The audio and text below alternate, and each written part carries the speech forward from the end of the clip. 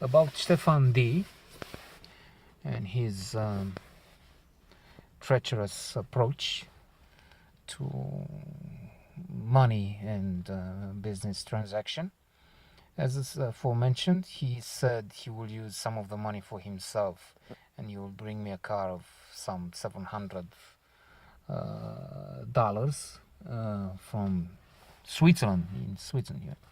But he didn't show up. When I insisted, I called and he said, yes, the car is here, but I brought you a nice car for all the money. So that was already getting worse and worse.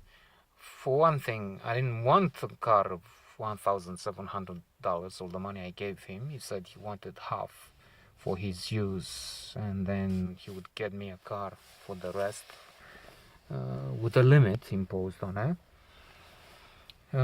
He took a long time.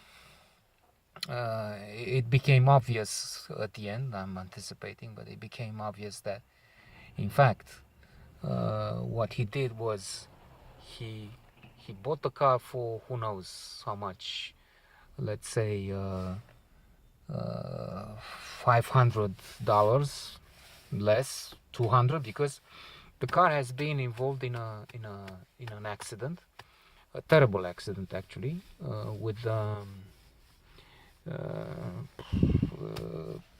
all the body contorted and that. And in no way in hell he spent $1,700 on it. So as I said, he spent most of it, $1,500, for himself, and cheated me, saying, okay, this is the car I bought you, a nice car, an Audi, green, wonderful, for $1,700. But actually the car, as I said, was $200-300, and it was in a repair shop. That's why I couldn't produce it. So what we did was this: we organized a SWAT team. I'm joking. A team of tall guys who looked impressive and strong, and paid him a visit, saying, "Look, these guys, the debt is not mine. The debt, not in exactly in those words, but that was the message. These guys have now the title for the money, the debt. They own it. So you deal with them if you want to keep hiding and make people wait until kingdom come. There's your team."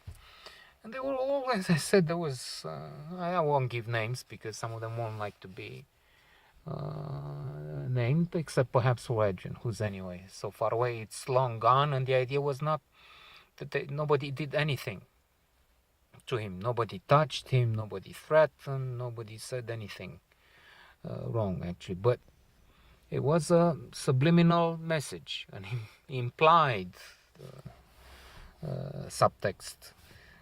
You better behave because we're getting anxious, angry, and we're getting more and more involved. If you didn't want to be fair and square with me, you wanted help, I helped you. You wanted half the money, I said okay to use. You brought this whole thing against the agreement. You didn't respect date, you didn't respect figures. You spent $1,700, whereas the limit was half that. How much is that? $850. And the list is long, goes on, and you have produced nothing for that. And you keep lying. Is this fair? I treated you nicely. When you wanted something, I said okay. Trusted you and considered you a decent man. So in the end, we went to the mechanic, which was near Piazza Victoria. Now they have a huge building, a bank, BRD is there, I think, and something else. Anyway, We went there, we saw the car. The car would be good but not for the money. I mean, it was anyway a rip-off, a cheat, a bad business deal. In fact, it wasn't really a business deal. As I said, it was a gentleman's agreement between supposedly two buddies, mates. Friends is out of the question at this point. But anyway, something else happened in the process there. To add insult to injury and cherry on top, the son of one of the mechanics from there took the car and ran away with it. Stole it, in simple translation, but for the police it wasn't so easy.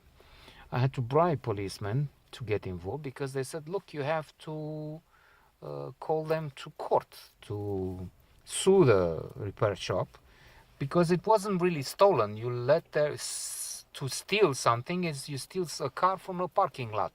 They open the door, break the window or something, and they take it against your will. And nobody allowed them, but you allowed to take to allow them to have access to this car. You placed it in their shop, and they abused your trust. Sometimes they just wouldn't get involved with this. Once they did with kickback, I said, okay, let's find the damn car and look here. I'm just offering you an incentive to be like a private detective, whatever, if that's how. And indeed, after a few questions, who's the guy, who knows him, friends, let's call his the good friend he has, and the good friend gave like a clue, pond, and it was near a bridge, abandoned under a bridge, and he overused it, but then luckily we had it in the end. So the end of this chapter.